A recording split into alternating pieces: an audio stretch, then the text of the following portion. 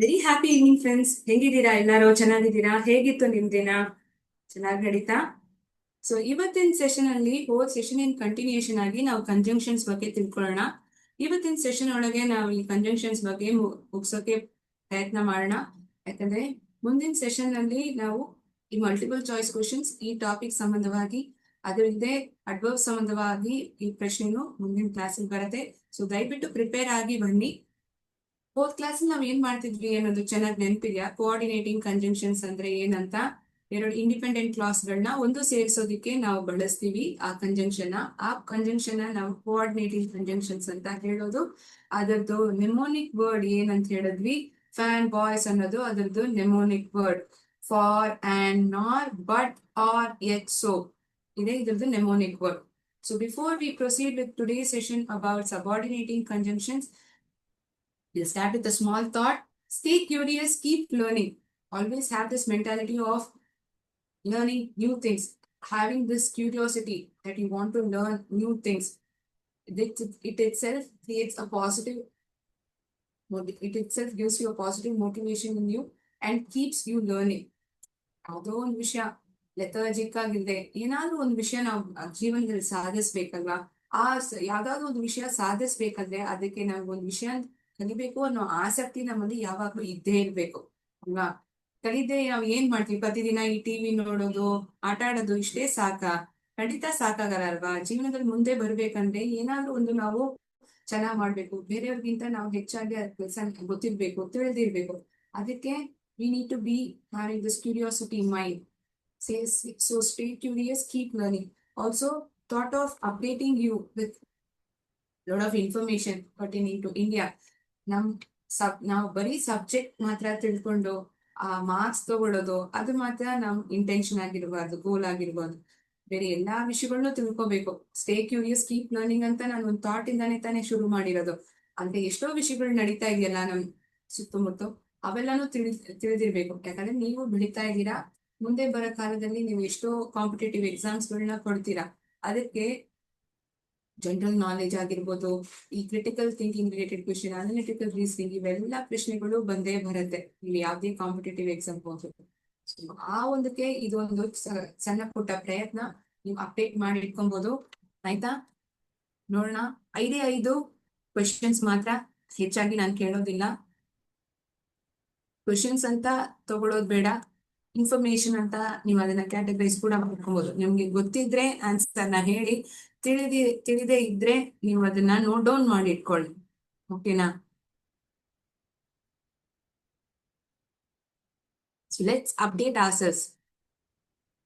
ಯಾವ್ದ್ರ ಬಗ್ಗೆನಾದ್ರೂ ಇರ್ಬೋದು, ಒಂದು ಆಟದ ರೀತಿ ಆಗಿರ್ಬೋದು, ಯಾವ್ದಾದ್ರು ಒಂದು ಸೈನ್ಸ್ ರಿಲೇಟೆಡ್ ಆಗಿರ್ಬೋದು, ನಮ್ಮ ಊರಲ್ಲಿ ನಡೀತಿರೋ ಒಂದು ವಿಷಯ ಬಗ್ಗೆ ಇರ್ಬೋದು, ಯಾರಾದ್ರೂ ಒಬ್ರು ಸಾಧನೆ ಮಾಡಿರೋರು ಇರ್ಬೋದು, ಯಾಕೆ ಈ ವಿಷಯನ ಈ ತರ ಕರೀತಾರೆ ಅದನ್ನು ಕೇಳಿ ತಿಳ್ಕೊಬಹುದು.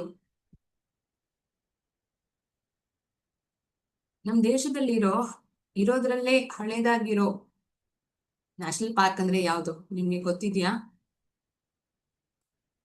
Oldest national park in India, which is the national park? Jim Corbett national park. Okay, ಎಲ್ಲಿದೆ ಅಂತ ನಿಮ್ಗೆ ಯಾರಿಗಾದ್ರೂ ಐಡಿಯಾ ಇದೆಯಾ ಯಾವ ಊರಲ್ಲಿದೆ ಅಂತ ಇದು? ವಾವ್, ಒಬ್ರು ಹೇಳ್ಬಿಟ್ಟಿದ್ದಾರೆ. ಸೂಪರ್, ಉತ್ತರಾಖಂಡ್ ಇದೆ. ಕರೆಕ್ಟ್, ಚೆನ್ನಾಗಿ ಗೊತ್ತಿದೆಯಲ್ಲ. Very nice. Who won the inaugural chess esports world cup that was ended this year 2025? Chess ಆಗಿರೋ ಆಟ ತುಂಬಾ ವಿಶೇಷವಾಗಿ ನಡೀತಾ ಇದೆ ನಮ್ಮ ದೇಶದಲ್ಲಿ. ಇದು ಎಷ್ಟೋ ಜನರು ಪ್ರಮಾಣವಾಗಿ ನೋಡಿದ್ರೆ ಪ್ರಜ್ಞಾನಂದ, ಗುಕೇಶ್ ಇವರೆಲ್ಲ ಹೆಮ್ಮೆ ಕೊಡ್ತಿದ್ದಾರೆ ನಮ್ಮ ದೇಶಕ್ಕೆ ಅಲ್ವಾ? ಈ ಇನಾಗ್ರಲ್ ಚೆಸ್ ಈ ಸ್ಪೋರ್ಟ್ಸ್ ವರ್ಲ್ಡ್ ಕಪ್ ನ ಯಾರು ಗೆದ್ದಿದ್ರು? ಈ ಟೈಟಲ್ ನ ಮ್ಯಾಗ್ನಸ್ ಕಾರ್ಲ್ಸನ್ ಅನ್ನೋರು ಗೆದ್ದಿದ್ದಾರೆ. Magnus Carlsen. Gym Corbett national park, oldest national park. Magnus Carlsen won eSport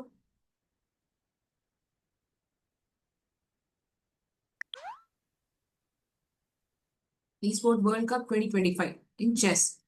National fruit of India, ಎಲ್ಲರಿಗೂ ಗೊತ್ತಿದೆ. Very nice. Mango, it's a national fruit. The way we remember national bird and animal, so as fruit as well. City of dreams. ಯಾವ ಊರ್ನ ನಮ್ಮ ದೇಶದಲ್ಲಿ city of dreams ಅಂತ ಕರಿತೀವಿ? ಇವಾಗ ನಮ್ ಕರ್ನಾಟಕದಲ್ಲಿ ನೋಡಿದ್ರೆ ಸಿಲಿಕಾನ್ ವ್ಯಾಲಿ ಆಫ್ ಇಂಡಿಯಾ ಅಂತ ಬೆಂಗಳೂರನ್ನ ಕರೀತಾರೆ. City that never sleeps Madurai is been called pink city. ಜೈಪುರ್ನ ಕರೀತಾರೆ. ಸಿಟಿ ಆಫ್ ಡ್ರೀಮ್ಸ್ ನ ಯಾವ ಗೊತ್ತಾ ಕರೀತಾರೆ? ಪ್ಲಸ್ ಮುಂಬೈನ ಸಿಟಿ ಆಫ್ ಡ್ರೀಮ್ಸ್ ಅಂತ ಕರೀತಾರೆ. Find the error. ಈ ಒಂದು ಸೆಂಟೆನ್ಸ್ ಅಲ್ಲಿ ಯಾವ್ದೋ ಒಂದು ಎರರ್ ಇದೆ. ಏನ್ ಎರರು, ಯಾಕದು ಎರರ್ ತಿಳ್ಕೊಳ್ಳೋಣ. It is pertaining to English. ನಾವೆಲ್ಲ ಇಂತಹ ಸೆಂಟೆನ್ಸ್ ನ ಪ್ರತಿದಿನ ನಾವು ಕಮ್ಯುನಿಕೇಟ್ ಮಾಡುವಾಗ ಬಳಸ್ಬೋದು. ಇಲ್ಲಾಂದ್ರೆ ಬೇರೆ ಯಾರಾದ್ರೂ ಮಾತಾಡುವಾಗ ನಾವ್ ಅದು ತಪ್ಪಂತ ನಮ್ಗೆ ಗೊತ್ತಾಗತ್ತಲ್ಲ. ಏನದು sentence? As the child fell down so it started crime. ಕೆಳಗ್ ಬಿದ್ದಿದ್ರಿಂದ ಅದು ಅಳಕ್ ಶುರು ಮಾಡಿತು. As the child fell down it started crime. ಕೆಳಗ್ ಬಿದ್ದಿರೋ ಕಾರಣಕ್ಕೋಸ್ಕರ ಅದು ಅಳಕ್ ಶುರು ಮಾಡಿತು. ಇಷ್ಟಿದ್ರೆ ಸಾಕು. ಯಾಕೆ ಇಲ್ಲಿ ಸೋ ಅನ್ನೋ ಪದ ಬರ್ಬೇಕು? ಇಲ್ಲಿ ಸೋ ಅನ್ನೋ ಕೋಆರ್ಡಿನೇಟಿವ್ ಕಂಜಂಕ್ಷನ್ ಬರೋಕ್ಕೆ ಅವಶ್ಯಕತೆನೇ ಇಲ್ಲ. ಮಗು ಆಲ್ರೆಡಿ ಬಿದ್ಬಿಟ್ಟಿದೆ, ಆ ಕಾರಣಕ್ಕೋಸ್ಕರ ಅಳ್ತಾ ಇದೆ. That sentence is enough. So isn't required at all. The child fell down so it started crying. ಆ ತರ ಬರ್ದಿದ್ರೆ ಆ ಸೆಂಟೆನ್ಸ್ ಆದದ್ದು ಸರಿ. ಇಲ್ಲಿ as the child fell down, ಬಿದ್ದಿದ್ ಕಾರಣಕ್ಕೋಸ್ಕರ ಅದ್ ಕೆಳಗ್ ಬಿದ್ದಿದ್ದಿಂದ ಅದು ಅಳಕ್ ಶುರು ಮಾಡಿತು. Either you should have use as or so. ಎರಡೂ ಉಪಯೋಗಿಸೋಂಗಿಲ್ಲ. ಆಸ್ ಅನ್ನೋದು ಸಬಾರ್ಡಿನೇಟಿಂಗ್ ಕಂಜಂಕ್ಷನ್ ಆಗ್ಬರುತ್ತೆ. ಇವತ್ತಿನ ಸೆಷನ್ ಅಲ್ಲಿ ಅದೇ ನೀವು ತಿಳ್ಕೊಳ್ಳೋದು. ಸೊ ಅನ್ನೋದ್ರೆ ಏನ್ ಕಂಜಂಕ್ಷನ್ ಮಕ್ಕಳೇ? ಎಕ್ಸಾಕ್ಟ್ಲಿ. ಸೊ ಅನ್ನೋದು ಕೋಆರ್ಡಿನೇಟಿಂಗ್ ಕಂಜಂಕ್ಷನ್. ಹೋಲ್ ಸೆಷನ್ ಅಲ್ಲಿ ನಾವು ತಿಳ್ಕೊಂಡಿದೀವಲ್ವಾ? Correct. As the child fell down it started crying. So 5 ಸೆಂಟೆನ್ಸ್ಗಳು, 5 ವಾಕ್ಯಗಳಲ್ಲಿ ಒಂದು ಇಂಗ್ಲಿಷ್ ಅಲ್ಲಿರೋ ಒಂದು ತಪ್ಪಾಗಿರೋ ವಿಷಯನ ನಾವು ಕಂಡುಹಿಡಿದಿದ್ದೀವಿ. ಮಿಕ್ಕಿರೋದು ನಮ್ ದೇಶದ ಬಗ್ಗೆ, ದೇಶದಲ್ಲಿ ನಡೆದಿರೋ ವಿಷಯಗಳು, ನಮ್ ದೇಶದಲ್ಲಿರೋ ಕೆಲವೊಂದು ಊರುಗಳ ಹೆಸರು ಬೇರೆ ಏನಂತ ಕರೀತಾರೆ, ಯಾವ ಊರ್ನ ಸಿಟಿ ಆಫ್ ಡ್ರೀಮ್ಸ್ ಅಂತ ಕರೀತಾರೆ, ಯಾವ್ದು ಓಲ್ಡೆಸ್ಟ್ ನ್ಯಾಷನಲ್ ಪಾರ್ಕ್, ಇಂತಹ ಇನ್ಫಾರ್ಮೇಶನ್ ಅನ್ನು ನಾವು ತಿಳ್ಕೊಂಡಿದ್ದೀವಿ. So we started with a small motivation quote. Stay curious, keep learning. Fine.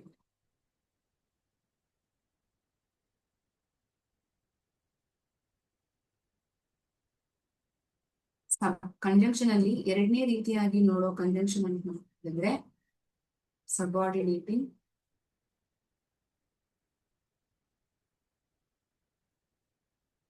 Conjunctions.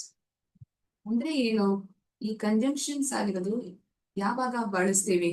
ಇವಾಗ ಕೋಆರ್ಡಿನೇಟಿಂಗ್ ಕಂಜಂಕ್ಷನ್ಸ್ ನ ಯಾವಾಗ ಉಪಯೋಗಿಸೋದು? ಎರಡು ಇಂಡಿಪೆಂಡೆಂಟ್ ಕ್ಲಾಸ್ ಗಳಾಗಿದ್ರೆ ಆಗ ನಾವು ಕೋಆರ್ಡಿನೇಟಿಂಗ್ ಕಂಜಂಕ್ಷನ್ಸ್ ನ ಉಪಯೋಗಿಸ್ತೀವಿ. ಇಲ್ಲಿ ಹೇಗಿರುತ್ತೆ ಗೊತ್ತಾ? ಒಂದು ಡಿಪೆಂಡೆಂಟ್ ಕ್ಲಾಸು, ಮತ್ತೊಂದು ಇಂಡಿಪೆಂಡೆಂಟ್ ಕ್ಲಾಸ್. ಇವಾಗ ನೀವು ನಮ್ಮನ್ನೇ ನೆನ್ಪಿಟ್ಕೊಬಹುದು. ನೀವೆಲ್ಲರೂ ಮಕ್ಕಳು ಈಗ ಓದ್ತಾ ಇದ್ದೀರಾ, ಅಮ್ಮ ಅಪ್ಪನೇ ಡಿಪೆಂಡ್ ಆಗಿದ್ದೀರಾ ಅಲ್ವಾ? ಅವರೇ ನಿಮ್ಮನ್ನ ಓದಿಸ್ಬೇಕು, ಹೆಚ್ಚಾಗಿರೋ ವಿಷಯಗಳನ್ನ ಅವರಿಂದಾನೇ ಕಲಿತೀರಾ. ಕರೆಕ್ಟಾ? ನಾವು ನಮ್ ತಂದೆ ತಾಯಿಯರ ಮೇಲೆ ಡಿಪೆಂಡ್ ಆಗಿದ್ದೀವಿ. ನಮ್ ತಂದೆ ತಾಯಿಯರು ಇಂಡಿಪೆಂಡೆಂಟ್ ಕ್ಲಾಸ್ ಅಂತ ಇಟ್ಕೊಂಡು, we are dependent on our parents. So we are dependent clause, our parents are independent clause. ಈಗ ಡಿಪೆಂಡೆಂಟ್ ಕ್ಲಾಸ್ ಅನ್ನೋದಿದೆ ಸೆಂಟೆನ್ಸ್ ರೀತಿಯಾಗಿ ಏನ್ ನಾನು ಅರ್ಥ ಮಾಡ್ಕೊಳ್ತೀನಿ. ಇದರಲ್ಲಿ ಸಬ್ಜೆಕ್ಟು ಇರುತ್ತೆ. ಅಂದ್ರೆ ಯಾರು ಒಬ್ಬ ಕೆಲಸವನ್ನ ಮಾಡ್ತಿದಾನೋ ಅದನ್ನ ಸಬ್ಜೆಕ್ಟ್ ಅಂತೀವಿ. ಏನ್ ಕೆಲಸವಾದದ್ ನಡೀತಿದ್ಯೋ ಅದನ್ನ ವರ್ಬ್ ಅಂತ ಕರಿತೀವಿ. ಅದು ಪೂರ್ಣವಾಗಿರೋ ಅರ್ಥ ಕೊಡತ್ತಾ ಅಂತ ನೋಡಿದ್ರೆ ಕೊಡೋದಿಲ್ಲ. ಸಬ್ಜೆಕ್ಟು ಇದೆ, ವರ್ಬು ಇದ್ರೆ ಅರ್ಥ ಕೊಡಲ್ವಾ ಮ್ಯಾಮ್? ಅರ್ಥ ಕೊಡಲ್ಲ, ಅರ್ಧ ಅಲ್ಲಿ ಇರುತ್ತೆ. ಮಿಕ್ಕಿರೋ ಸೆಂಟೆನ್ಸ್ ಇದ್ರೆ ಮಾತ್ರ ಅದು ಪೂರ್ಣವಾಗಿರೋ ಅರ್ಥ ಕೊಡುವಂತ ವಾಕ್ಯವಾಗುತ್ತೆ. ಮತ್ತೆ ಈ ಇಂಡಿಪೆಂಡೆಂಟ್ ಕ್ಲಾಸು ಆಲ್ರೆಡಿ ನಾವು ಕೋಆರ್ಡಿನೇಟಿಂಗ್ ಕಂಜಂಕ್ಷನ್ ನೋಡುವಾಗ ಅರ್ಥ ಮಾಡ್ಕೊಂಡಿದೀವಲ್ವಾ? ಸಬ್ಜೆಕ್ಟು ಇರುತ್ತೆ, ವರ್ಬು ಇರುತ್ತೆ, ಪೂರ್ಣವಾದ ಅರ್ಥನೂ ಅದು ನಮ್ಗೆ ಕೊಡತ್ತೆ, ಕಂಪ್ಲೀಟ್ ಮೀನಿಂಗ್. ಅದಕ್ಕೆ ಟಿಕ್ ಮಾರ್ಕ್ ಹಾಕಿದೀನಿ, ಇದಕ್ಕೆ ಇಂಟು ಮಾರ್ಕ್ ಹಾಕಿದೀನಿ. ಇದೆಲ್ಲ ಅರ್ಥ ಆಯ್ತು ಮ್ಯಾಮ್? ಸೆಂಟೆನ್ಸ್ ರೀತಿಯಾಗಿ ನಮ್ಗೆ ಹೇಳಿದ್ರೆ ಹೆಚ್ಚಾಗಿ ನಮ್ಗೆ ಗೊತ್ತಾಗತ್ತೆ. ಖಂಡಿತವಾಗಿ.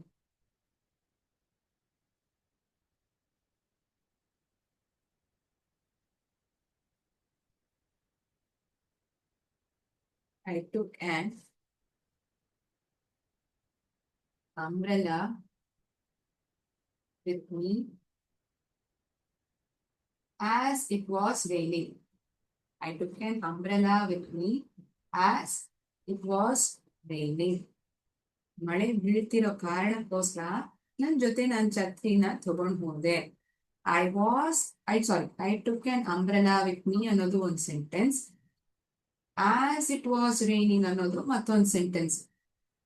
ಈ ಸೆಂಟೆನ್ಸ್ ಅಲ್ಲಿ ನೋಡಿದ್ರೆ ನಾನು ಅನ್ನೋದು ಒಂದು ಸಬ್ಜೆಕ್ಟ್, ತಗೊಂಡ್ ಹೋದೆ ಇದು ವರ್ಬ್ ಆಗತ್ತೆ. ಮತ್ತೊಂದು ಸೆಂಟೆನ್ಸ್ ಅಲ್ಲಿ ಇಟ್ ಸಬ್ಜೆಕ್ಟ್ ಆಗತ್ತೆ, ಅದು ಮಳೆ ಬೀಳ್ತಾ ಇತ್ತು, ಇಟ್ ವಾಸ್ ರೈನಿಂಗ್. ಇಲ್ಲಿ ನೋಡಿದ್ರೆ ಆಸ್ ಇಟ್ ವಾಸ್ ರೈನಿಂಗ್ ಮಳೆ ಬೀಳ್ತಿರೋ ಕಾರಣಕ್ಕೋಸ್ಕರ ಇದೊಂದು ಸೆಂಟೆನ್ಸ್ ಆಗ್ತಿದ್ಯಾ.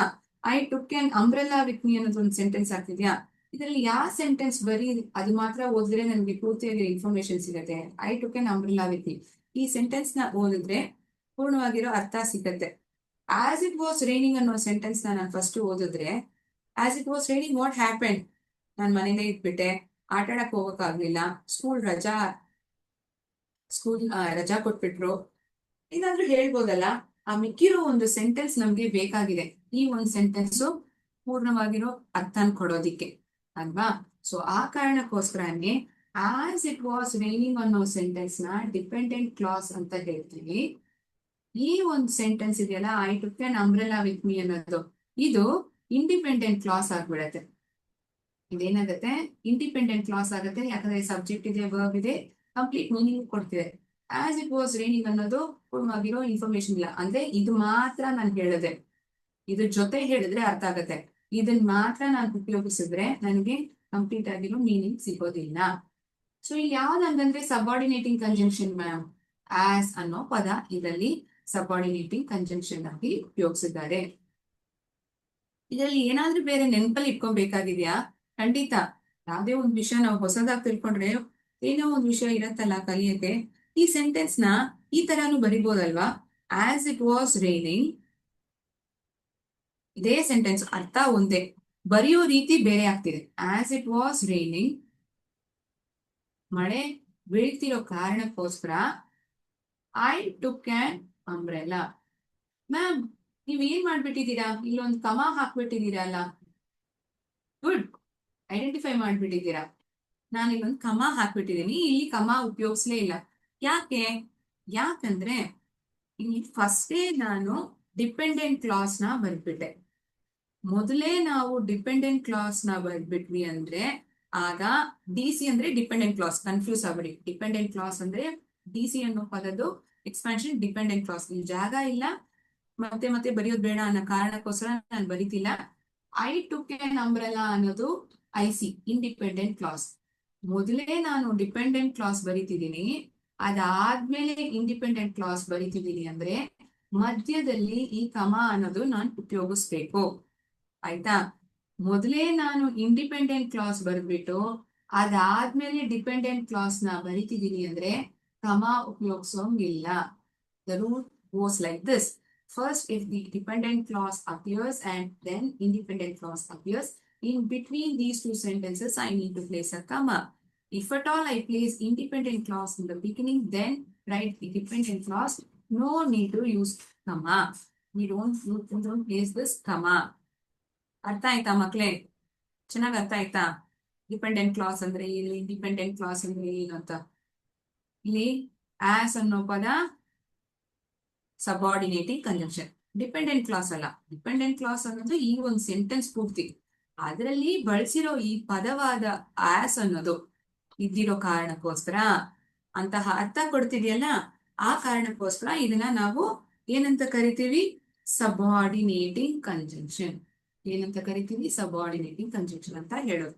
ಇವಾಗ ನಾವೇನ್ ಮಾಡೋಣ ಗೊತ್ತಾ, ಡಿಪೆಂಡೆಂಟ್ ಕ್ಲಾಸ್ ಅಂದ್ರೆ ಹೇಗಿರತ್ತೆ, ಆ ಸೆಂಟೆನ್ಸ್ ಹೇಗಿರತ್ತೆ, ಆ ಸೆಂಟೆನ್ಸಸ್ ಮಾತ್ರ ಫಸ್ಟ್ ಓದ್ ನೋಡೋಣ, ನಮ್ಗೆ ಅರ್ಥವಾಗಿ ಸಿಗ್ತಿದ್ಯಾ ಅಂತ. ಅದಾದ್ಮೇಲೆ ಸಬಾರ್ಡಿನೇಟಿಂಗ್ ಕಂಜಂಕ್ಷನ್ಸ್ ಎಲ್ಲ ಏನೆಲ್ಲ ನಾವು ಬಳಸ್ತಿದೀವಿ ಅದನ್ನು ತಿಳ್ಕೊಳ್ಳೋದು.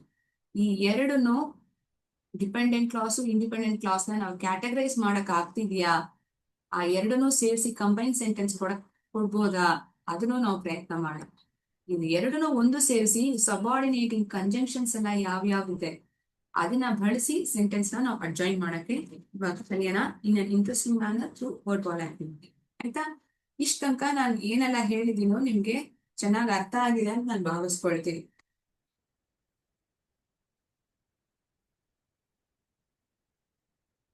ಇಷ್ಟ ತನಕ ಬರ್ಕೊಂಡಿದ್ದೀರಾ? ಅರ್ಥ ಆಗಿದೆಯಾ? ಚೆನ್ನಾಗಿ?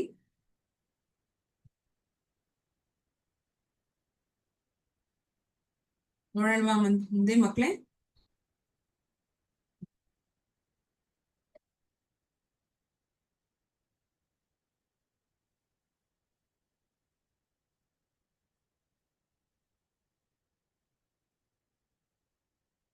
D C.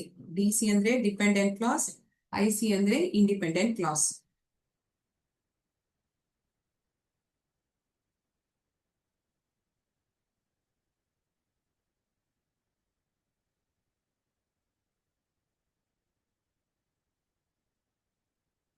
ನಿಮ್ಮ ಮಕ್ಕಳೇ ತಿಳ್ಕೊಳ್ಳೋಣ ಡಿಪೆಂಡೆಂಟ್ ಕ್ಲಾಸ್ ಬಗ್ಗೆ.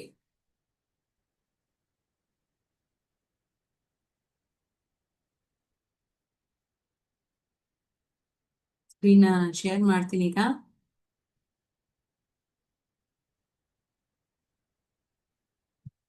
ಡಿಪೆಂಡೆಂಟ್ ಕ್ಲಾಸ್ ಮಾತ್ರ ಬಳಸಿರೋ ಸೆಂಟೆನ್ಸಸ್ ಅದನ್ನ ನೋಡ್ತೀವಿ.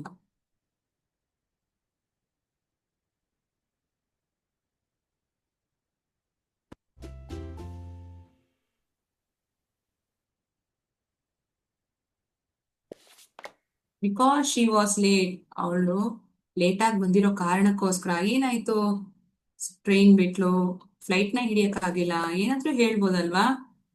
If you have to succeed in life, ಜೀವನದಲ್ಲಿ ನೀವು ಗೆಲ್ಬೇಕು ಅಂತಿದ್ರೆ ಏನ್ ಮಾಡ್ಬೇಕು, ಹೆಚ್ಚಾಗಿ ಎಫರ್ಟ್ಸ್ ಹಾಕ್ಬೇಕು, ಕಠಿಣವಾಗಿ ಪ್ರಯತ್ನವನ್ನ ಹಾಕ್ಬೇಕು.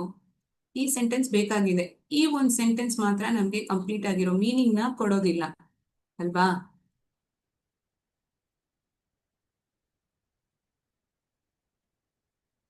ಮತ್ತೆ if it rains tomorrow, if it rains tomorrow, ಅಕಸ್ಮಾತ್ ನಾಳೆ ಮಳೆ ಬಿತ್ತಂದ್ರೆ, ಇಫ್ ಅನ್ನೋದು ಸಬಾರ್ಡಿನೇಟಿಂಗ್ ಕಂಜಂಕ್ಷನ್ ಅಲ್ಲಿ. ವೆನ್ ಐ ರೀಚ್ ಹೋಮ್, ನಾನ್ ಮನೆಗೆ ಹೋಗಾದ್ಮೇಲೆ ಏನ್ ಮಾಡ್ತೀನಿ, ಟಿವಿ ನೋಡ್ತೀನಿ. ನೀವುನಾ? ಇಲ್ಲ. ಬೇರೆ ಏನ್ ಮಾಡ್ಬೇಕು, ಕೈ ಕಾಲೆಲ್ಲ ತೊಳಿಬೇಕು ಫಸ್ಟ್. ಅದಾದ್ಮೇಲೆ ಏನಾದ್ರು ತಿನ್ಬೇಕು, ಹೋಮ್ ವರ್ಕ್ ನ ಫಸ್ಟ್ ಮುಗಿಸ್ಕೊಡ್ಬೇಕು. ಕರೆಕ್ಟಾ? ಈ ತರ ಇದ್ರೆ ಚೆನ್ನಾಗಿರತ್ತೆ, ರಿಲ್ಯಾಕ್ಸ್ ಆಗಿ ಟಿವಿ ನೋಡ್ಬೋದು. ಫಸ್ಟ್ ಟಿವಿ ನೋಡ್ತೀನಿ ಅಂತ ಹೇಳಂಗಿಲ್ಲ. ಆಯ್ತಾ ಮಕ್ಳೇ? ವೆನ್ ಅನ್ನೋದು ಈ ಸೆಂಟೆನ್ಸ್ ಅಲ್ಲಿ ಸಬಾರ್ಡಿನೇಟಿಂಗ್ ಕಂಜಂಕ್ಷನ್. ಅವಳಿಗೆ ತುಂಬಾ ಹಸಿವಾಗ್ತಿದ್ದ ಕಾರಣಕ್ಕೋಸ್ಕರ, as she was very hungry, ಏನ್ ಮಾಡಿದ್ಲು, ಮನೇಲಿ ಇದ್ದಿರೋ ಬಿಸ್ಕೆಟ್ ಎಲ್ಲ ತಿನ್ಬಿಟ್ಲು. She ate all the biscuits. That sentence is there? No, it isn't there. So this sentence alone is a dependent clause wherein she is subject, hung was is to be a verb over here. ತುಂಬಾ ಹಸಿವಾಗ್ತಿತ್ತು ಅಂತ ಹೇಳ್ತಿದ್ದಾರೆ. ಆ ಕಾರಣಕ್ಕೋಸ್ಕರ ಏನಾಯ್ತು, ಏನ್ ಮಾಡಿದ್ಲು, ಈ sentence ನಮ್ಗೆ ಗೊತ್ತಿಲ್ವಲ್ಲ. ಅಂದ್ರೆ ಏನು ಈ ಡಿಪೆಂಡೆಂಟ್ ಕ್ಲಾಸ್ ಅಂದ್ರೆ ಏನು ma'am? Group of words that includes subject and verb but does not express a complete thought.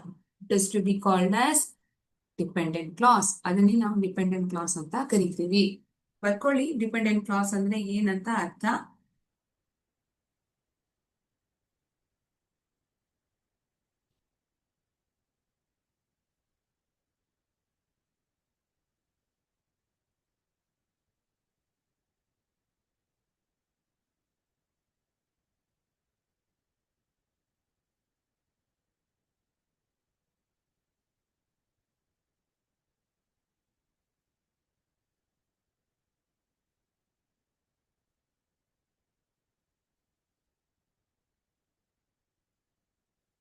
ಬರ್ಕೊಂಡಾಯ್ತಾ? Fine.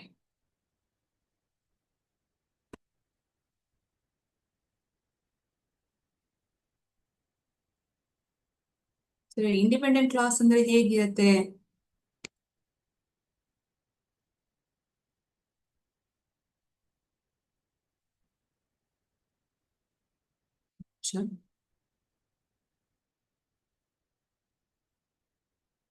Dependent clause ಅಂದ್ರೆ ಹೇಗಿರುತ್ತೆ, ಅದರಲ್ಲಿ ಉಪಯೋಗಿಸಿರೋ ಸಬಾರ್ಡಿನೇಟಿಂಗ್ ಕಂಜಂಕ್ಷನ್ಸ್ ನ ನೋಡಿರ್ತೀವಿ. ಇಂಡಿಪೆಂಡೆಂಟ್ ಕ್ಲಾಸ್ ಅಂದ್ರೆ ನಿಮ್ಗೆ ಆಲ್ರೆಡಿ ಅರ್ಥ ಗೊತ್ತಿದೆ ಅಲ್ವಾ. ಇವಾಗ ಈ ಎರಡು ಕಂಬೈನ್ ಆಗಿರೋ ಸೆಂಟೆನ್ಸಸ್ ಇರುತ್ತೆ. ಈಗ ಅದನ್ನ ನಾವು ಒಂದು ಸೇರಿಸ್ಬೇಕು, ಕ್ಯಾಟಗರೈಸ್ ಮಾಡ್ಬೇಕು. ಮಾಡಕ್ಕಾಗತ್ತಾ ಅಂತ ನೋಡೋಣವಾ.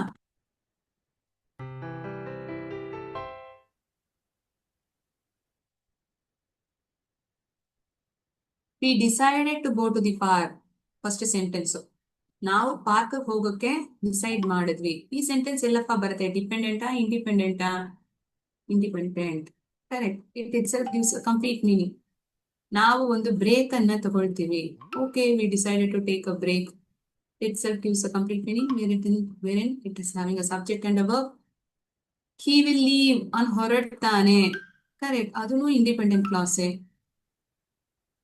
ಬೇರೆ ಏನಾದ್ರೂ ಇಂಡಿಪೆಂಡೆಂಟ್ ಕ್ಲಾಸ್ ಇದೆಯಾ? Let start the meeting. Meeting ನ ಶುರು ಮಾಡೋಣ. Perfect. Let start the meeting. ಈ ಒಂದು ಸೆಂಟೆನ್ಸ್ ಇಂಡಿಪೆಂಡೆಂಟ್ ಕ್ಲಾಸ್ ಆಗ್ಬಿಡುತ್ತೆ. ಯಾವ್ದು ಮ್ಯಾಮ್ ಹಂಗಂದ್ರೆ ಡಿಪೆಂಡೆಂಟ್ ಕ್ಲಾಸ್? ಇದರಲ್ಲಿ ಮಳೆ ನಿಂತೋಗಾದ್ಮೇಲೆ after the rain stops.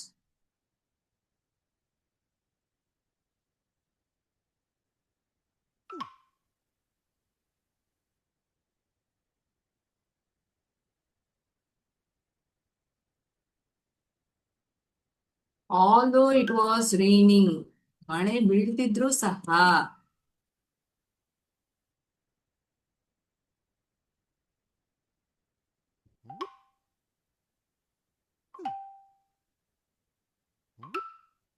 Project ನ ಮುಗಿಸೋ ತಕ್ಷಣನೇ, as soon as we finish the project. ನೀವಿಲ್ಲಿರೋ ಕಾರಣಕ್ಕೋಸ್ಕರ, ಸಿನ್ಸ್ ಯು ಆರ್ ಹಿಯರ್, ಏನ್ ಮಾಡ್ತೀನಿ? Since you are here, since you are here I will cook dinner. Since you are here I will play with my friends. ಏನಾದ್ರೂ ಹೇಳ್ಬೋದು. ಆದ್ರೆ ಈ sentence ಮಾತ್ರ ಇದ್ರೆ ಅರ್ಥ ಕೊಡತ್ತಾ ಪೂರ್ತಿಯಾಗಿ? ಇಲ್ಲ. ಇವಾಗ ನಾವೇನ್ ಮಾಡೋಣ ಅಂದ್ರೆ, ಈ ಡಿಪೆಂಡೆಂಟ್ ಕ್ಲಾಸ್ ಇಂಡಿಪೆಂಡೆಂಟ್ ಕ್ಲಾಸ್ ಒಂದು ಸೇರಿಸಿ ಕಂಬೈನ್ ಸೆಂಟೆನ್ಸ್ ನ ಮಾಡೋಣ. Although it was raining we decided to go to the park. ಇಲ್ಲಿ ನೋಡಿದ್ರೆ ಫಸ್ಟ್ ಡಿಪೆಂಡೆಂಟ್ ಕ್ಲಾಸ್ ಬಂದ್ಬಿಟ್ಟಿದೆ, ಅದಾದ್ಮೇಲೆ ಇಂಡಿಪೆಂಡೆಂಟ್ ಕ್ಲಾಸ್ ಬರ್ತಿದೆ. ಆ ಕಾರಣಕ್ಕೋಸ್ಕರ ಕಮಾನ್ ಉಪಯೋಗಿಸ್ತೀವಿ. We will take a break as soon as you finish the project. ಇಲ್ಲಿ ನೋಡಿದ್ರೆ ಇಂಡಿಪೆಂಡೆಂಟ್ ಕ್ಲಾಸ್ ಮೊದಲು ಬರ್ದಿದ್ದಾರೆ, ಅದಾದ್ಮೇಲೆ ಡಿಪೆಂಡೆಂಟ್ ಕ್ಲಾಸ್. ಆ ಕಾರಣಕ್ಕೋಸ್ಕರ ಇಲ್ಲಿ ನಾವೇನ್ ಮಾಡ್ತಿದೀವಿ? ಕಮಾನ ಬಳಸ್ತಿಲ್ಲ. he will leave after the rain stops. after the rain stops he will leave. ಆ ತರನು ಹೇಳ್ಬೋದಲ್ವಾ? ಖಂಡಿತ ಹೇಳ್ಬೋದು. ಆ ತರ ನೀವು ಬರೆಯೋಂಗಿದ್ರೆ ಏನ್ ಗೊತ್ತಾ ಮಾಡ್ತೀರಾ? after the rain stops, he will leave. ಆ ತರ ಬರೀತೀರಾ. The meaning of the sentence remains to be the same, but how we write it, it matters. Whether we are using dependent clause in the beginning or independent clause in the beginning. If I am using dependent clause in the beginning, I will be placing a comma. If I am not doing it, I will not be placing a comma. Since you're here, let's start the meeting. Here in this sentence, dependent clause is coming in the beginning.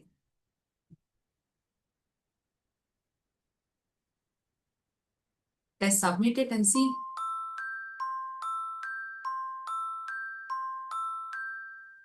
Perfect. We have identified the dependent clauses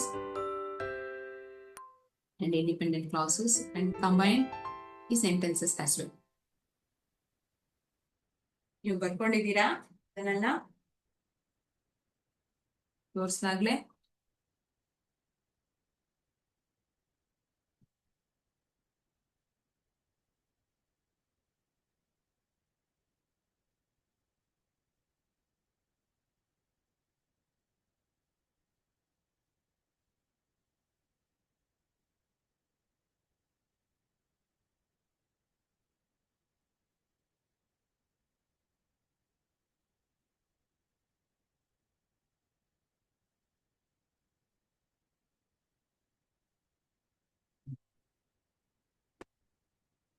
super. ಯಾವ್ದೆಲ್ಲ ಸಬಾರ್ಡಿನೇಟಿಂಗ್ conjunctions ಆಗಿ ನಾವು ಬಳಸ್ತೀವಿ ತಿಳ್ಕೊಳ್ಳೋಣ. although, though,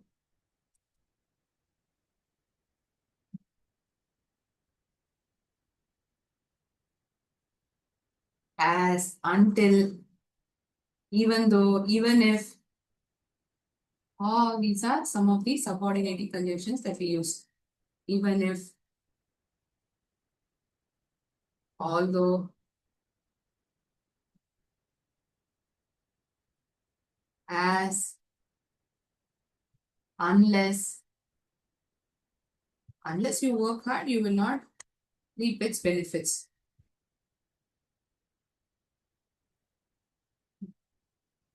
if, while, because, though. Very good. ನಿಮ್ಗೆ ಹೆಚ್ಚಾಗಿ ಗೊತ್ತಿದೆ. The nice ಮಕ್ಳೇ.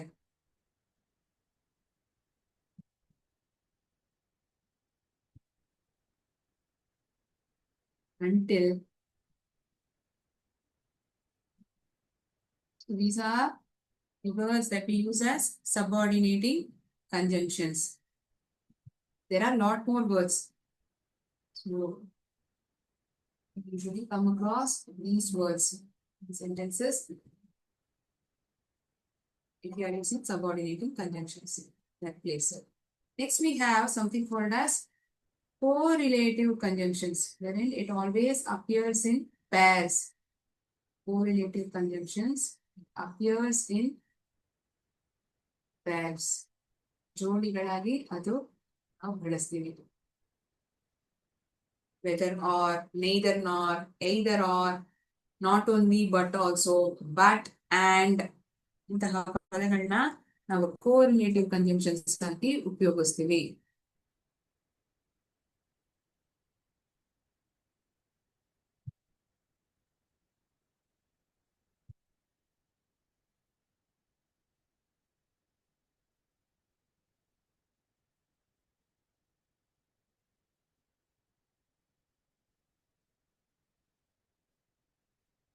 Correlative conjunctions, it joins parts of words, it joins two parts of sentences, wherein these conjunctions are always appearing in pairs. Either or. Either or ಅನ್ನೋದು ಯಾವಾಗ ಒಂದಲ್ದೆ ಮತ್ತೊಂದು, ಇದು ಎರಡಲ್ಲಿ ಯಾವ್ದಾದ್ರು ಒಂದೇ ನಾನು ಚೂಸ್ ಮಾಡಕ್ಕಾಗತ್ತೆ. Choice between two options. Choice between two options. ಇನ್ನೊಂದು example ಕೊಡಕ್ಕಾಗತ್ತಾ?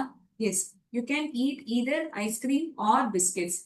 ಒಂದು ನೀವು ಬಿಸ್ಕೆಟ್ಸ್ ನ ತಿನ್ಬೋದು, ಇಲ್ಲದೆ ಐಸ್ ಕ್ರೀಮ್ ನ ತಿನ್ಬೋದು. ಯಾವ್ದಾದ್ರು ಒಂದೇ ತಿನ್ನಕ್ಕಾಗತ್ತೆ. ಯಾವ್ದಾದ್ರು ಒಂದೇ ತಿನ್ನಕ್ಕಾಗತ್ತೆ. You can either eat ice cream or biscuits. Neither nor, ಇದು ಅಲ್ಲ ಅದು ಅಲ್ಲ. Two or more negative alternatives. Either or ಅಲ್ಲಿ ಯಾವ್ದಾದ್ರು ಒಂದು ಚೂಸ್ ಮಾಡ್ಬೋದು. One is positive, one is negative. ಯಾಕಂದ್ರೆ ಯಾವ್ದಾದ್ರು ಒಂದನ್ನ ನಾನು ಚೂಸ್ ಮಾಡ್ಬೋದಲ್ವಾ. ಇಲ್ಲಿ ಎರಡೂ ಇಲ್ಲ. ರಾಜು ಇಸ್ ನೀದರ್ ಹಂಗ್ರಿ ನಾರ್ ಥರ್ಸ್ಟಿ. ಹಶು ಆಗ್ತಿಲ್ಲ, ಬಾಯಾರಿಕೆನೂ ಆಗ್ತಿಲ್ಲ. ಇಸ್ ನೀದರ್ ಹಂಗ್ರಿ ನಾರ್ thirsty.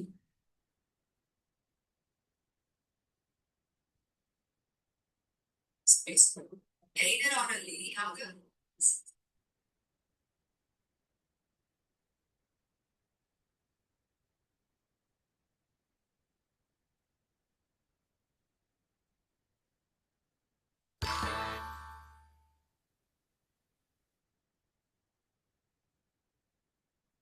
not only but also.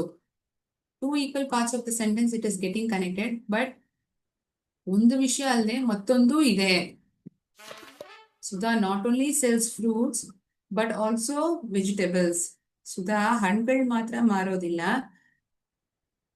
ತರಕಾರಿಗಳನ್ನೂ ಮಾರ್ತಾಳೆ. Not only fruits but also vegetables. Not only but also. Whether or, it is used to show two different options in a sentence, used as a negation and confirmation. Option ಆಗಿ ಇದೆಯೋ ಇಲ್ವೋ ಒಬ್ರನ್ನ ನೀವು ಕೇಳಿ confirm ಮಾಡ್ಕೊಳ್ತಿದ್ದೀರಾ. Whether or used to show two different options in a sentence, used as a negation and confirmation. I don't know whether the dog is alive or dead. ನನ್ಗೆ ಗೊತ್ತಿಲ್ಲ ಆ ನಾಯಿ ಅಲೈವ್ ಆಗಿದ್ಯಾ ಡೆಡ್ ಆಗಿದ್ಯಾ ಅಂತ ನನ್ಗೆ ಗೊತ್ತಿಲ್ಲ. ಉಸಿರಾಡ್ತಿದ್ಯಾ ಇಲ್ಲಾಂದ್ರೆ ಸತ್ತೋಗ್ಬಿಟ್ಟಿದ್ಯಾ ಅಂತ ನನ್ಗೆ ಗೊತ್ತಿಲ್ಲ. I don't know whether the dog is alive or dead. Whether or. No sooner than, when two events happen simultaneously, ಒಂದೇ ಸಮಯದಲ್ಲಿ ಎರಡು ವಿಷಯವಾದ ನಡೀತಿದೆ ಅಂದ್ರೆ ಆಗ ನಾವು ನೋ ಸೂನರ್ ದ್ಯಾನ್. ನಾನು ಮನೆಯಿಂದ ಹೊರಟ್ನೋ ಏನೋ ತಕ್ಷಣ ಮಳೆ ಬೀಳಕ್ ಶುರು ಮಾಡ್ಬಿಡ್ತೀವಿ. No sooner had I left the house than it started to rain. No sooner than I left the house, it started to rain. No sooner than So one half of the sentence, if we use no sooner, the other half of the sentence, we have to replace this than conjunction.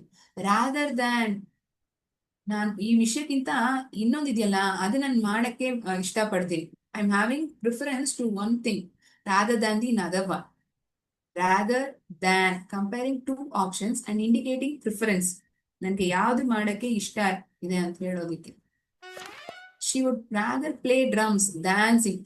ಹಾಡ್ಬೇಕಾ drums ಆಟಾಡ್ಸ್ಬೇಕಾ ಅಂತ ನೋಡಿದ್ರೆ ಅವಳು drums ಆಟಾಡೋದಕ್ಕೆ ಅವಳು prefer ಮಾಡ್ತಾಳೆ ಹಾಡೋಕ್ಕಿಂತ. She would preference ಇಲ್ಲಿ ಯಾವ್ದ್ರಲ್ಲಿ ಹೆಚ್ಚಾಗಿದೆ? Drums ಆಡ್ಸೋದ್ರಲ್ಲಿ. ಹಾಡೋಕ್ಕಿಂತ playing drum she has much preference. Correct.